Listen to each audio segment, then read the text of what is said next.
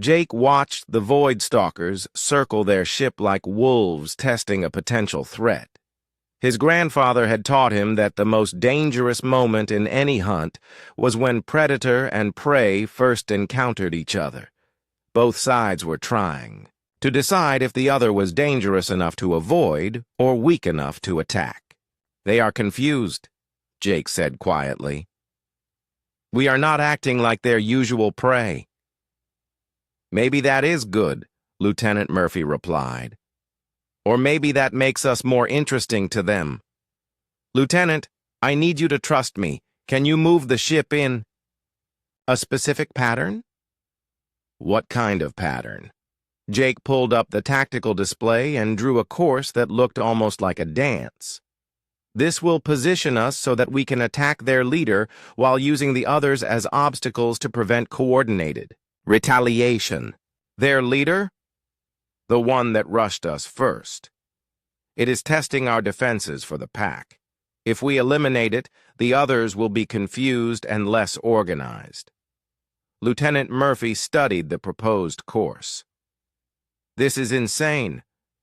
You want to fly directly toward the most dangerous one. Not toward it. Around it. We use its own aggression against it."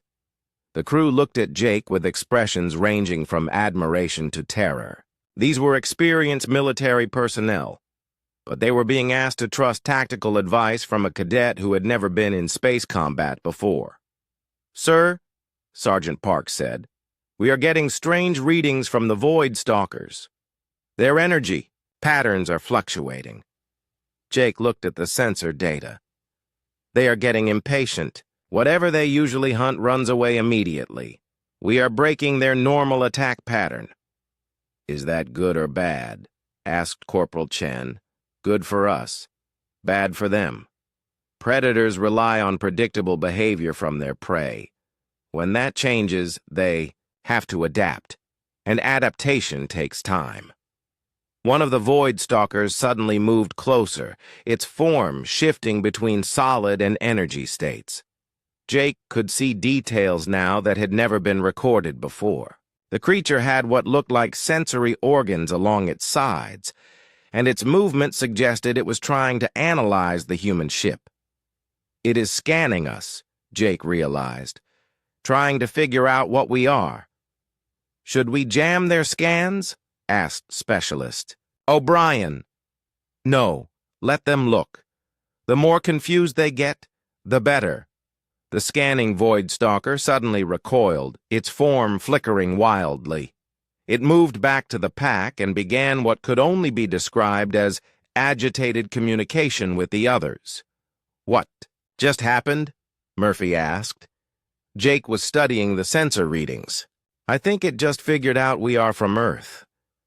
"How could it know that?" "Maybe they have encountered humans before. Or maybe they can sense something about our biology that identifies us as apex predators." The pack of Void Stalkers was now moving in increasingly erratic patterns. Their formation, which had been tight and coordinated, was starting to break apart. "They are arguing," Jake said with growing excitement. "Some of them want to attack, others want to retreat." "How can you tell?" "Look at their positioning. 3 of them are trying to maintain the hunting formation, but 2 are backing away. The leader is caught between advancing and retreating." Jake realized this was the moment he had been waiting for. The Void Stalkers were no longer acting as a coordinated pack. They were individuals making separate decisions based on conflicting instincts. "Lieutenant, execute the attack pattern, now, while they are disorganized." Murphy hesitated for only a second, then gave the order. "All hands, prepare for combat maneuvers." The human ship accelerated toward the pack leader with a speed and precision that clearly surprised the Void Stalkers. Jake watched as the creatures tried to respond, but their confusion made them slow to react. "Target the leader's sensory organs," Jake instructed. "Those flickering appendages along its sides. Specialist O'Brien locked weapons on the designated targets. Firing! The energy beam struck the Void Stalker's sensory array, causing the creature to convulse and lose its coherent form for several seconds. It recovered quickly, but the damage was done. The pack leader was wounded and disoriented. "It is retreating," Park announced, moving back toward hyperspace. "Follow it," Jake ordered, then caught himself. "I mean, Lieutenant, I recommend we pursue." Murphy smiled grimly. "You heard the man. Pursue the target." What followed was unlike any space battle in recorded history. Instead of a desperate fight for survival, it became a methodical hunt. The humans used the Void Stalker's own confusion against them, separating individuals from the pack and attacking them when they were isolated. Jake coordinated the attack like he was directing a hunting party. "Target the one on the left. It is separated from the others. Corporal Chen, can you disrupt its phase shifting?" "Working on it," Chen replied, adjusting the ship's sensors to emit a specific frequency. The targeted Void Stalker suddenly became fully solid, unable to shift to energy form. "Now, Specialist O'Brien." The weapon's strike hit the solid creature directly, causing massive damage. The Void Stalker dissipated into particles that quickly dispersed into space. "One down," Murphy announced. 5 to go. But the remaining Void Stalkers were already fleeing. They had apparently decided that humans were not prey at all, but something far more dangerous. "Should we pursue?" Park asked. "No," Jake said. "Let them go. They will spread word about what happened here. Other Void Stalkers will think twice before attacking human ships." The rescue mission proceeded without further incident. The crew found 17 Zarathi survivors in their ship's emergency shelter, alive but traumatized by their encounter with the Void Stalkers. "How did you defeat them?" asked the Zarathi captain through his translator. "We thought they were unstoppable." "We hunted them," Jake replied simply. The return journey to the station gave Jake time to think about what had happened. They had not just survived an encounter with Void Stalkers. They had hunted creatures that the rest of the galaxy considered invincible nightmares.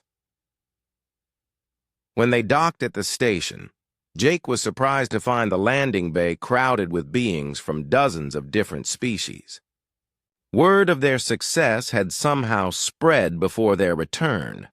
Captain Bell was waiting with what appeared to be representatives from every major galactic civilization. The expressions on their faces ranged from awe to terror. "Cadet Morrison," Captain Bell said formally, "please report to the command center. The Galactic Council wishes to speak with you." The command center had been reconfigured to accommodate representatives from 17 different species. Jake had never seen so many high-ranking aliens in one place. Admiral Patricia Hayes, the regional fleet commander, stood at the head of the table with an expression Jake could not read. "The council has voted," announced a crystalline being that Jake recognized as a hegemony representative. "Humanity will be reclassified as a Category Alpha species, with full council voting rights and territorial sovereignty." Jake should have felt proud. This was what humanity had been working toward for 15 years. Instead, he felt a growing sense of unease as he watched the alien representatives. "There are conditions," continued a Zarathi delegate, its form shifting nervously. "Humanity will be granted 3 sectors for colonization and expansion. In exchange, human military forces will take responsibility for certain security issues that have proven problematic for conventional forces." "What kind of security issues?" Admiral Hayes asked. The silence stretched uncomfortably before Zektar answered.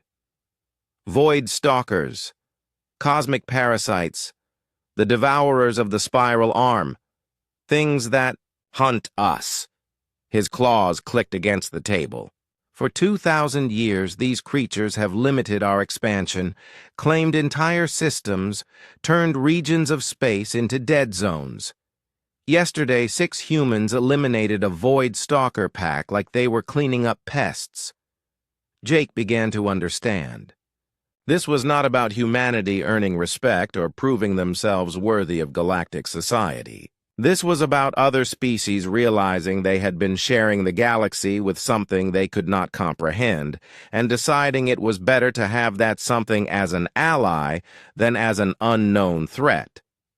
"We are not being promoted," Jake said quietly. "We are being hired." "As what?" Admiral Hayes asked. The hegemony representative's crystalline form flickered with what might have been embarrassment. "As exterminators. As the species other species call when something in the dark needs to be hunted." Over the following weeks, Jake watched as humanity's role in galactic society crystallized into something unprecedented. Human crews began receiving assignments that other species had classified as impossible, infected systems that needed to be cleared, cosmic predators that needed to be tracked down, regions of space where entire civilizations had vanished without explanation, and humanity, with their persistence and pack-hunting instincts and complete inability to recognize when something was supposed to be unkillable, began systematically cleaning up problems that had plagued the galaxy for millennia. Jake found himself appointed as a liaison between human forces and the Galactic Council. His job was to help other species understand humanity's approach to problem-solving, which often involved treating galaxy-destroying monsters as particularly challenging hunting seasons. On quiet nights, he would stand in the station's observation deck and look out at the stars, thinking about how the universe had turned out to be both smaller and more dangerous than anyone had imagined. Humanity was not the junior species trying to prove themselves worthy of galactic society. They were the apex predators that Jake spent the next 6 hours studying everything the station's database contained about Void Stalkers. The information was limited and contradictory. Some reports described them as energy beings that could phase through solid matter. Others claimed they were physical creatures that traveled through hyperspace. All sources agreed on 2 things. They were attracted to distress signals, and they were extremely dangerous. Commander Grant found him in the research section at midnight, surrounded by data tablets and empty coffee cups. "You should get some rest," she said. "The rescue mission launches in 8 hours." "I cannot sleep. There is too much I do not understand about these things." Jake gestured at the scattered reports. "Half of these accounts contradict each other. How can we fight something if we do not know what it really is?" "Maybe that is the point." Commander Grant sat down across from him. "Maybe Void Stalkers are so dangerous precisely because no one understands them well enough to develop effective tactics. Or maybe no one has ever tried to study them properly." Jake pulled up a tactical analysis he had been working on. "Look at these attack patterns. Every encounter follows the same basic sequence. Void Stalkers appear, the defending ships panic and scatter, the creatures pick them off one by one. That is how most predators hunt," Commander Grant observed. "Exactly. But what if we do not act like prey?" Jake activated a holographic display showing his proposed mission plan. "Every previous encounter with Void Stalkers has been defensive. Ships trying to escape or hide until the creatures lose interest. But what if we go on the offensive instead?" Commander Grant studied the tactical projection. "This is extremely risky, Jake. You are proposing to deliberately attract their attention. They are already attracted to the Zarathi distress signal. All we would be doing is controlling when and where the encounter happens." "And if your analysis is wrong? If Void Stalkers are more dangerous than you think?" Jake was quiet for a moment. Then he said something that surprised even himself. Then we learn something new about them before we die. Information that might save lives in future encounters. Commander Grant stared at him. You are serious? Yes, ma'am. Someone has to gather real intelligence about these creatures, and humans seem to be the only species willing to try. The next morning, Jake reported to the shuttle bay where the rescue mission was preparing to launch. He expected to find a mixed crew of volunteers from different species. Instead, he found 5 other humans and no aliens at all. The mission commander was Lieutenant Andy Murphy, a pilot from Boston with 10 years of experience flying dangerous missions. The other crew members were Sergeant Lisa Park, a communications specialist from California, Corporal Dave Chen, an engineer from New York, Petty Officer Maria Santos, a medic from Florida, and Specialist Kevin O'Brien, a weapons technician from Chicago. Where is everyone else? Jake asked. Lieutenant Murphy shrugged. Word got out about the Voidstalker threat. Every alien volunteer withdrew their application. Station Command decided to proceed with an all-human crew. Are we qualified for this? Probably not, Murphy admitted. But we are the only ones willing to try. And according to the tactical analysis you submitted, we might actually have a better chance than a mixed crew would. Jake was surprised. You read my report? Everyone read your report. It is the first new tactical thinking about Void Stalkers that anyone has seen in decades. Most interesting part was your conclusion about fear responses. Jake had spent considerable time analyzing why previous encounters with Voidstalkers had been so unsuccessful. His theory was that the creatures were as much psychological predators as physical ones. They relied on fear and panic to make their prey vulnerable. If I am right, Jake said, then our biggest advantage is that humans do not fear the unknown the same way other species do. Let us hope you are right, Murphy said, because we are about to test that theory. The rescue ship launched 30 minutes later. It was a small, fast vessel designed for emergency response missions. As they traveled toward the edge of the system, where the Zarathi ship was drifting, Jake found himself thinking about hunting trips with his grandfather. The most important thing, his grandfather had always said, is to understand your prey better than it understands you. Learn its habits, its weaknesses, its fears. Then use that knowledge. Jake realized he was approaching Voidstalkers the same way he would approach any other hunt. Not as some mythical terror from beyond the stars, but as animals with predictable behaviors and exploitable weaknesses. Contact, reported Sergeant Park from the communications station. I have the Zarathi vessel on sensors. No response to our hails.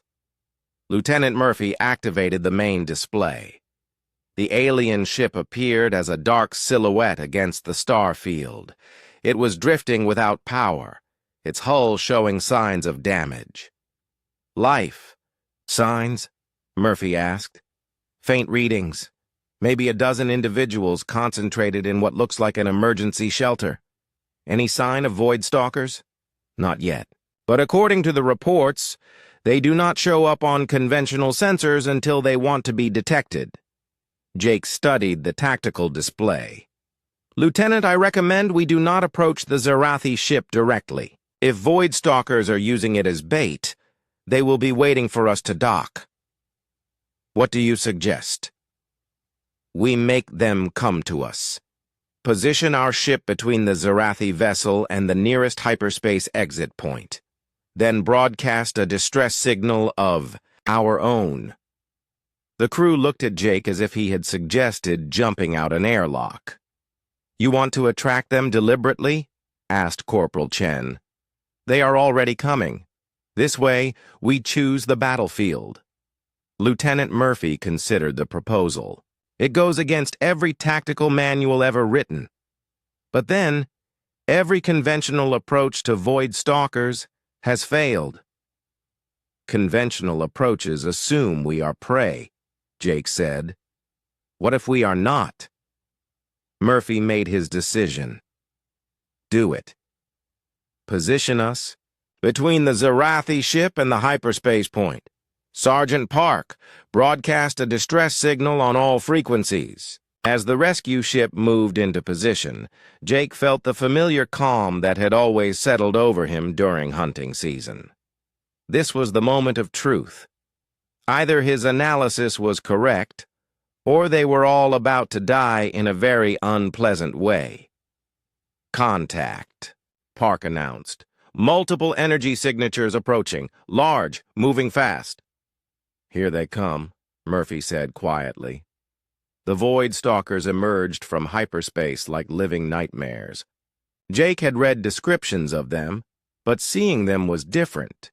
They were not quite solid, not quite energy. They moved through space without any visible means of propulsion, changing direction and speed in ways that defied physics. There were 6 of them, each roughly the size of a shuttle. They surrounded the human ship in a pattern that Jake recognized from wolf pack behavior. Classic predator tactics: isolate the prey, cut off escape routes, then attack from multiple angles. They are trying to hurt us, Jake observed. Same pattern predators use on Earth. Shields up, Murphy ordered. Weapons online. Wait, Jake said. Let them get closer. I want to see how they attack. The void stalkers moved in slowly, probing the human ship's defenses. They seemed to be looking for signs of fear or panic. When the humans did not immediately try to flee, the creatures appeared confused. They are hesitating, Park observed. According to the historical records, they should have attacked by now. They are waiting for us to run, Jake said. That is when they are most dangerous, when prey is fleeing in panic. One of the void stalkers moved closer to the human ship. Jake could see details of its structure now. It had appendages that flickered between solid matter and pure energy. Its movement pattern suggested intelligence, but also something else. Lieutenant, Jake said quietly, I think they are testing us. What do you mean? Look at their positioning. They could attack from 6 different angles, but they are not committing to any one approach. They are trying to figure out what kind of prey we are. As if responding to his words, one of the void stalkers suddenly rushed toward the rescue ship. But instead of attacking, it stopped just outside weapons range and waited. It wants us to shoot, Jake realized. If we fire, we reveal our capabilities and our fear level. So what do? Jake thought about every hunting lesson his grandfather had ever taught him. The key to hunting dangerous prey was patience. Let them make the first mistake, we hunt them, he said. The distress call turned out to be a false alarm. A merchant ship had experienced engine problems, but managed to fix them before help arrived. By the time Jake returned to his duties the next morning, word of his conversation with Zektar had somehow spread throughout the station. Jake noticed the change immediately. The aliens had been nervous around humans before, but now they seemed almost terrified. Corridors that were usually crowded would empty when he appeared. Conversation stopped not just when he was close, but when he was still far away. More disturbing were the new behaviors he observed. A group of hegemony traders had left small packages outside the human quarters. When Jake examined them, he found they contained rare foods and valuable trinkets. Tony Rodriguez found similar gifts outside his door. They are tribute offerings, explained Dr. Sarah Kim, the station's human xenobiologist. She was a woman in her 40s who had spent years studying alien cultures. Some species give gifts to dangerous predators to avoid being hunted. Jake felt sick to his stomach. They think we are going to hunt them? Not consciously, but their instincts are responding to you as if you were the most dangerous thing they had ever encountered. The situation got worse over the following days. Jake was assigned to work with a mixed team on updating the station's security protocols. The team included 2 Vorthak, a Zarathi, and 3 Draknari. All of them were experienced security officers who had worked together for years. When Jake entered the meeting room, the conversation stopped completely. The Vorthak, who were known for their aggressive nature, immediately moved to the far side of the table. The Zarathi changed its shape to become smaller and less noticeable. The Draknari activated their personal shields, something they usually did only in combat situations. "Please, sit wherever you are comfortable," said the team leader, a Vorthak, named Korthan. His voice was carefully controlled, but Jake could hear the tension underneath. Jake chose a seat at the end of the table, as far from the others as possible. He hoped this would help them relax. Instead, it seemed to make things worse. Now they had to keep turning to look at him, which made them even more nervous. The meeting was supposed to discuss improvements to the station's sensor network. Instead, it became an uncomfortable hour of the alien team members asking Jake what he thought about every single suggestion. They treated his opinions like orders from a superior officer, even though he was just a cadet. "What do you think about extending sensor range to cover the asteroid field?" Korthan asked. "I think that makes sense," Jake replied. "Better to detect problems early." "Yes, of course, we will implement that immediately." "What about adding backup power systems to the sensor stations?" asked one of the Draknari. "That sounds like a good idea, too." "Excellent. We will make that our top priority." Jake realized they were not asking for his opinion. They were asking for his permission. These experienced officers were treating a human cadet like he was their commanding officer. After the meeting, Jake approached Commander Grant with his concerns. She listened carefully as he described what had been happening. "It is getting worse," she agreed. "I have received reports from other human officers throughout the fleet. The pattern is the same everywhere. Alien crew members are becoming increasingly deferential to humans, regardless of rank or experience." She activated her personal computer and showed Jake a series of incident reports. Yesterday, a human engineer on Station Gamma was offered the position of Chief Technology Officer, even though she has only been in space for 6 months. The alien engineers who had been competing for that job all withdrew their applications. Why? According to their statements, they believe humans are better suited for leadership positions in dangerous situations. Jake read through more reports. On Station Beta, alien security teams had started asking human personnel to approve their patrol routes. On the exploration ship Darwin, alien scientists were deferring to human researchers on projects the humans knew nothing about. "Commander, this is not healthy for anyone," Jake said. "We are not qualified to make these decisions, and the aliens are terrified of us." "I know, but I am not sure what we can do about it." Commander Grant pulled up another document. "I have been researching this situation, and I think I understand what is happening." "Jake, what do you know about humanity's official classification in the galactic database?" "We are a developing species. Stage 3 civilization, still working toward full galactic citizenship." "That is what we have been told, but I gained access to the actual database records yesterday." She displayed a complex chart showing different species and their ratings. Every species in the galaxy is evaluated on multiple criteria: technology level, cultural development, territorial expansion, and something called the predatory index. Jake studied the chart. Most species had predatory index ratings between 1 and 4, a few dangerous ones rated as high as 7 or 8. Humans were rated at 15. There is no rating higher than 15, Commander Grant explained. We are not just at the top of the scale. We are the scale. Every other species rating is calculated in comparison to us. The implications hit Jake like a physical blow. We are not the developing species learning from our betters. No. We are the thing that every other species in the galaxy is measured against when they want to know how dangerous something is. Commander Grant pulled up more files. I also found the original psychological evaluation of humans written by the Galactic Council's Xenopsychology Department after first contact. Would you like to hear what they concluded? Jake nodded, even though he was not sure he wanted to know.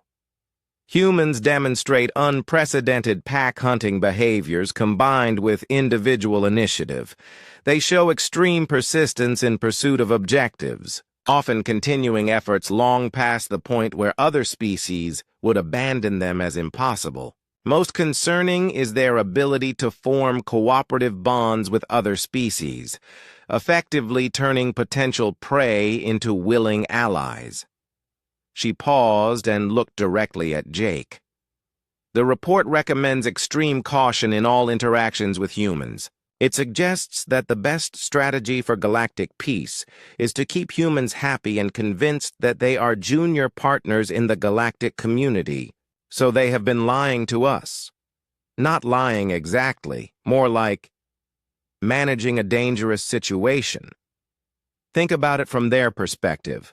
They discover a species that evolved alongside creatures that would be considered world-ending threats on most planets. A species that hunts for recreation and keeps apex predators as pets. A species that responds to first contact by immediately analyzing how to defeat or destroy the visitors. Jake sat down heavily in his chair. They are afraid we will decide to conquer the galaxy. Can you blame them? Look at human history. We have been fighting wars and expanding territories for thousands of years. From their perspective, we probably look like a species that was born to conquer other worlds. But we are not like that. Most humans want peace. I know that. You know that. But do they know that? And even if they believe us now, what happens if that changes? What happens if humans ever decide that we deserve a bigger role in galactic society? The conversation was interrupted by an urgent communication from the station's command center. Captain Bell's voice came through the speakers with barely controlled tension. All senior staff report to the command center immediately. We have a code red situation. Commander Grant and Jake hurried to the command center, where they found Captain Bell coordinating with officers from multiple departments. The main display showed a tactical overview of the local star system. What is the situation? Commander, Grant asked. Long-range sensors have detected a ship drifting at the edge of the system, Captain Bell replied. It is a Zarathi exploration vessel that went silent 3 days ago. Their distress beacon indicates life support failure and requests immediate assistance. Jake studied the tactical display. Why is this code red? Sounds like a standard rescue mission. Captain Bell looked uncomfortable. Because of where the ship was exploring. That sector has had reports of Void Stalker activity. The command center became very quiet. Jake had heard the name before, but was not entirely sure what Void Stalkers were. Void Stalkers are creatures from the dark spaces. Between stars, explained Commander Grant. They feed on the life force of sentient beings. Most species consider them mythical, but they are real, interrupted Zektar, who had just entered the command center. And they are drawn to distress signals. Standard protocol is to mark the area as a hazard zone and wait for them to move on. What about the Zerathi crew? Jake asked. If they are still alive, they will not be for much longer. If they are already dead. Zektar's claws clicked nervously. Void stalkers can inhabit corpses. Use them as bait for other prey. Captain Bell nodded grimly. I have posted a call for volunteers for a rescue mission. So far, no one has signed up. Jake looked at the volunteer roster on the side display. It was completely empty. Captain, Jake said quietly, I would like to volunteer. The command center erupted in startled voices from multiple species. Captain Bell raised her hand for silence. Cadet Morrison, you understand the risks? Yes, ma'am. But we cannot just abandon them. Jake, Zektar said urgently. Void stalkers have destroyed entire fleets. The last time anyone tried to fight them directly, the hegemony lost 40. Jake could not sleep that night. Zektar's words kept repeating in his mind. The most dangerous things in the galaxy. He got up from his bunk and walked to the station's observation deck. Through the massive windows, he could see stars scattered across the darkness of space. He was not alone. Zektar was there, standing near the windows with his forearms crossed over his chest. The Kraxan warrior looked tired, as if he had not been sleeping either. You want to know more? Zektar said, without turning around. It was not a question. Yes, Jake replied. I need to understand what you meant. Zektar gestured for Jake to sit on one of the benches. The warrior remained standing, but his posture was less tense than usual. What I am about to tell you is not supposed to be shared with humans. The Galactic Council made this decision long ago, but after watching you hunt today, I think you deserve to know the truth. Jake waited, his heart beating faster. Your species calls itself omnivores, Zektar began. You think this means you are balanced, that you eat both plants and meat like many other species. But you do not understand what this word really means when applied to humans.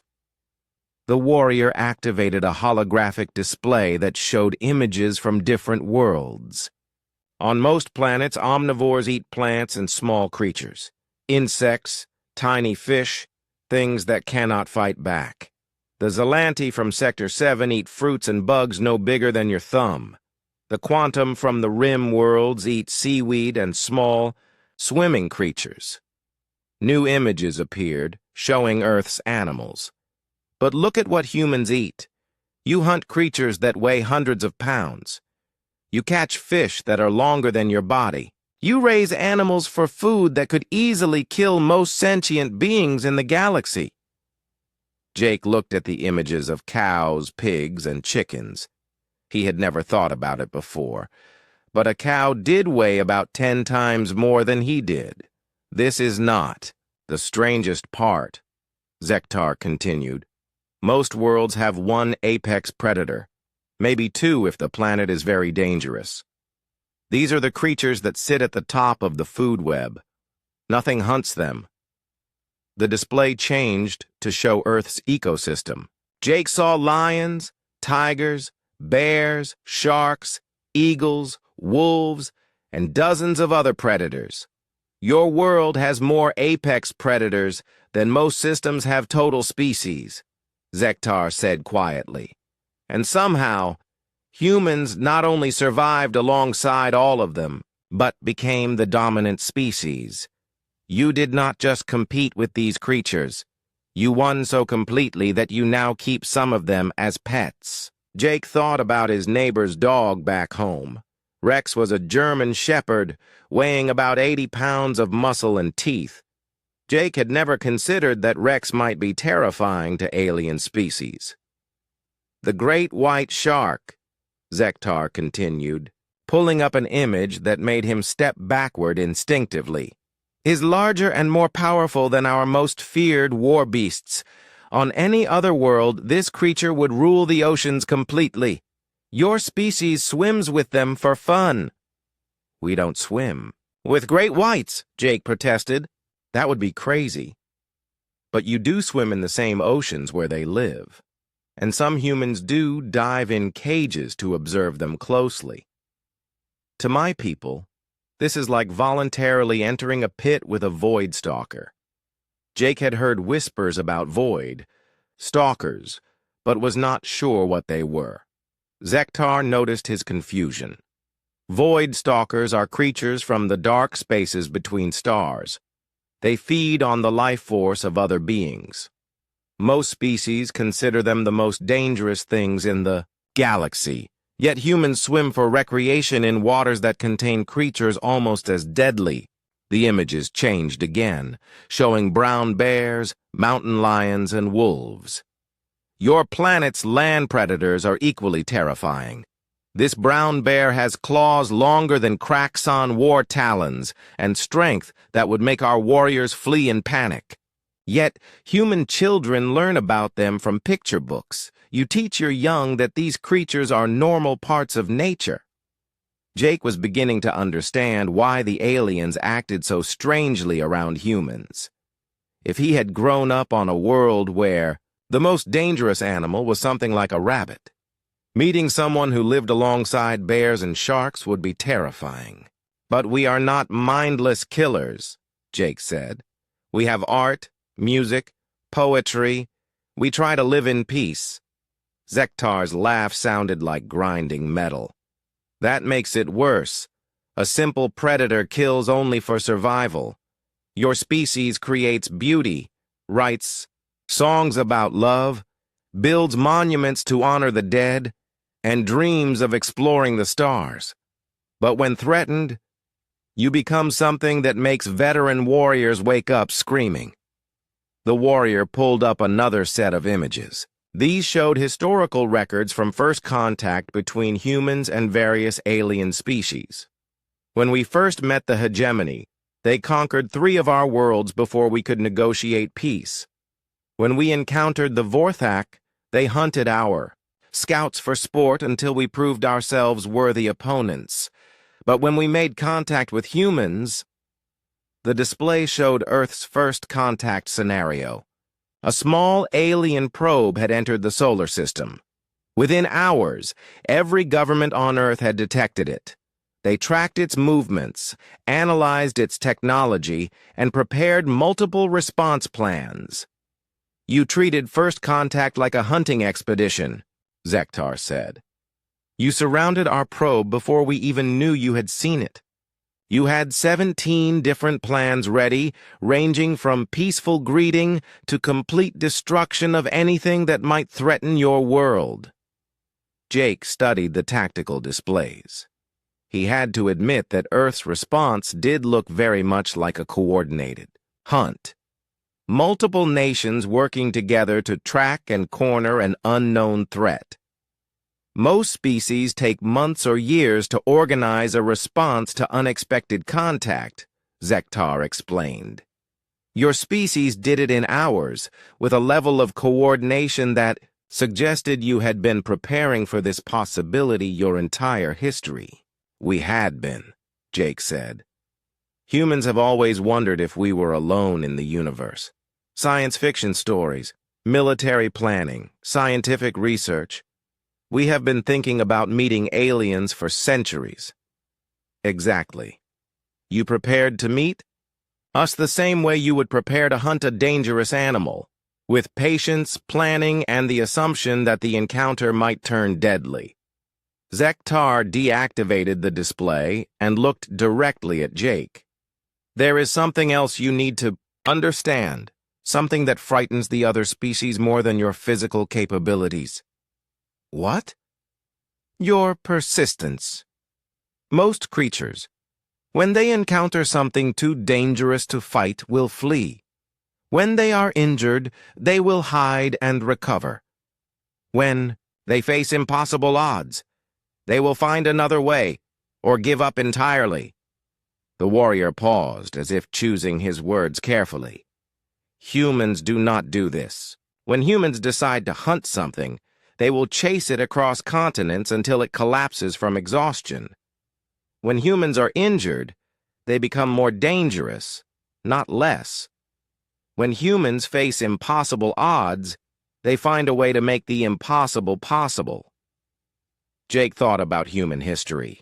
The stories of explorers crossing oceans, of inventors working for decades on single projects, of soldiers who kept fighting long after any sane person would have surrendered. On my world, Zektar continued, we have a saying, never wound something you cannot kill because it will remember you. But humans take this further. Humans will remember things that wounded their ancestors generations ago. They will plan for decades to overcome obstacles that other species would simply avoid. The conversation was interrupted by an announcement over the station's communication system.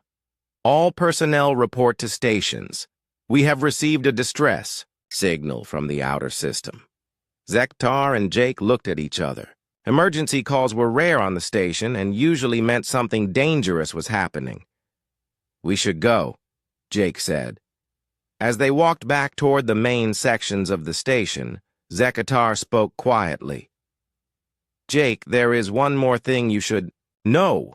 The reason the Galactic Council has kept this information from humans. What reason? Because we are afraid of what will happen when your species realizes how powerful you really are. Right now, humans think of themselves as the junior partners in galactic society. You try to fit in, to learn from us, to prove yourselves worthy. They stopped at an intersection where their paths diverged. Zektar placed one of his large hands on Jake's shoulder. But you are not our students, the warrior said. You are not our junior partners. You are the apex predators of the galaxy, and we are all just hoping you never decide to hunt us. Jake Morrison had dreamed of space his whole life. Growing up on a farm in Montana, he would lie on his back in the tall grass and stare at the stars. He wondered what was out there, beyond the night sky.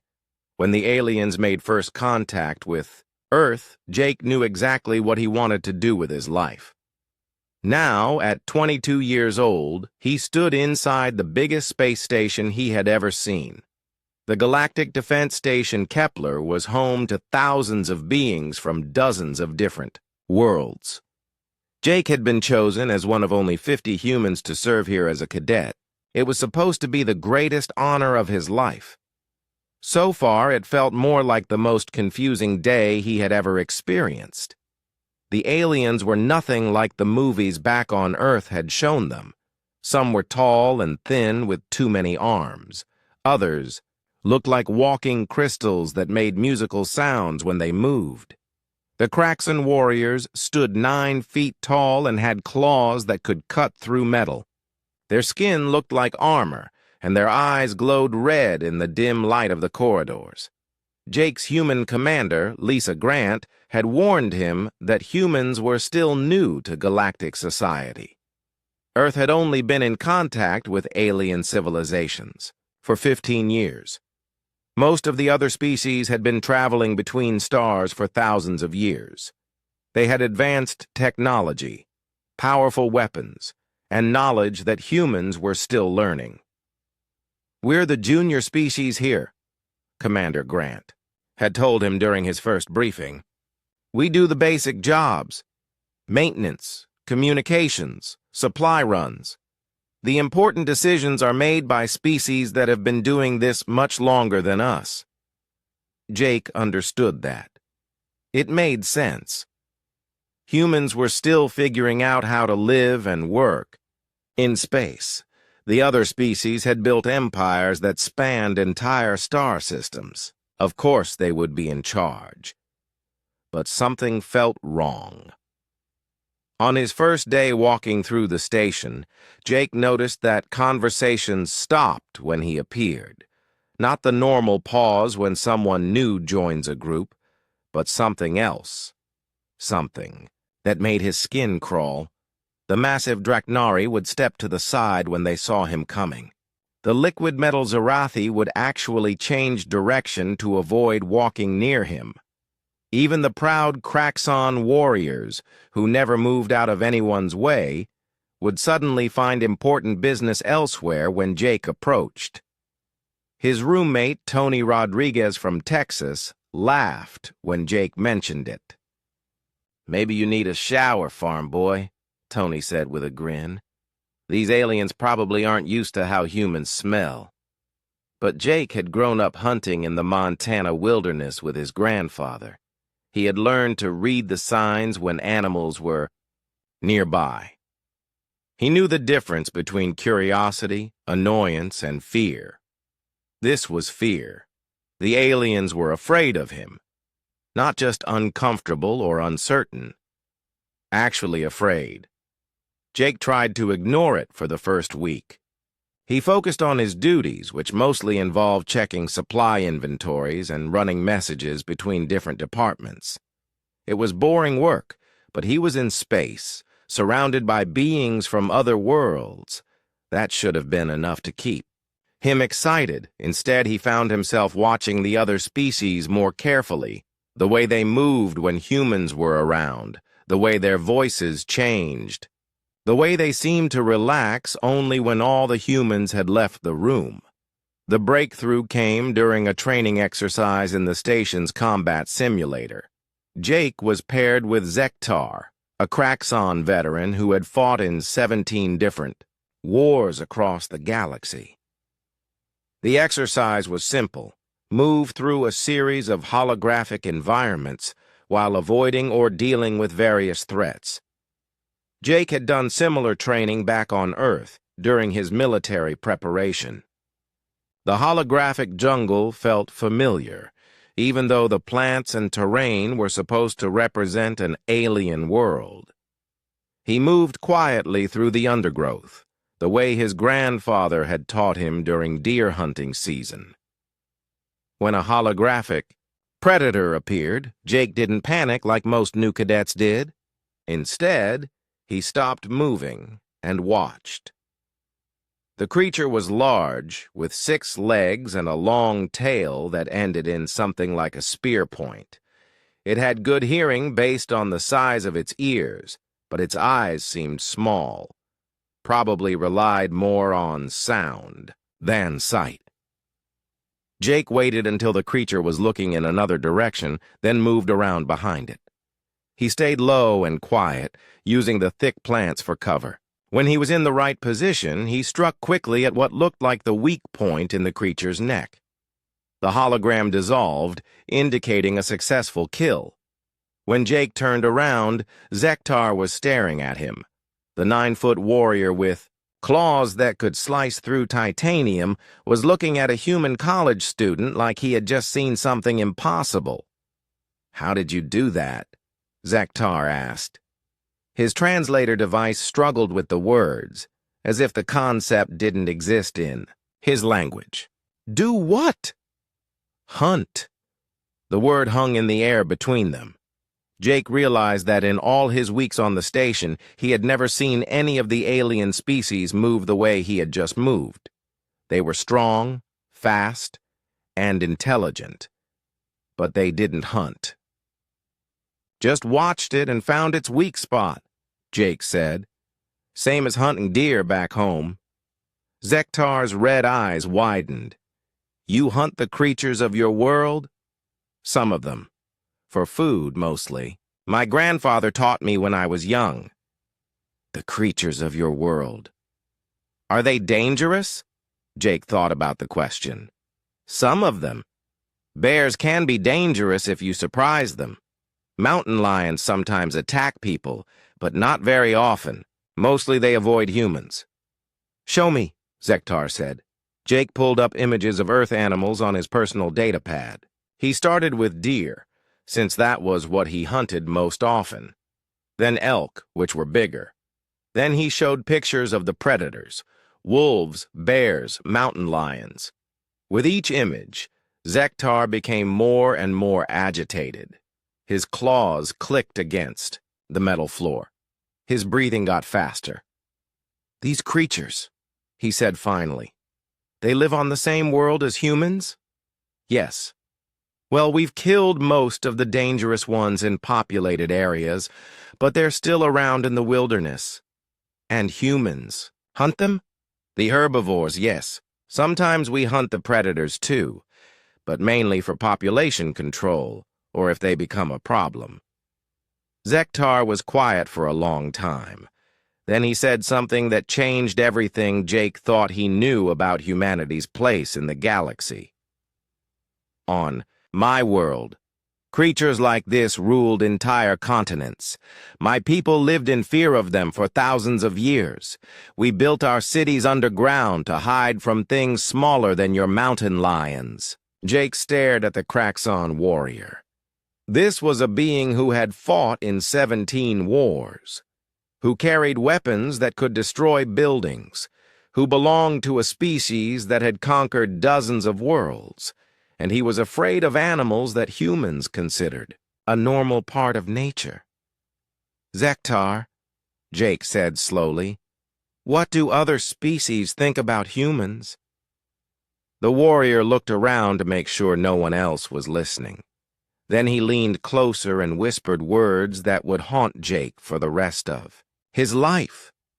"We think you are the most dangerous things in the galaxy, and we pray to our gods that you never realize it."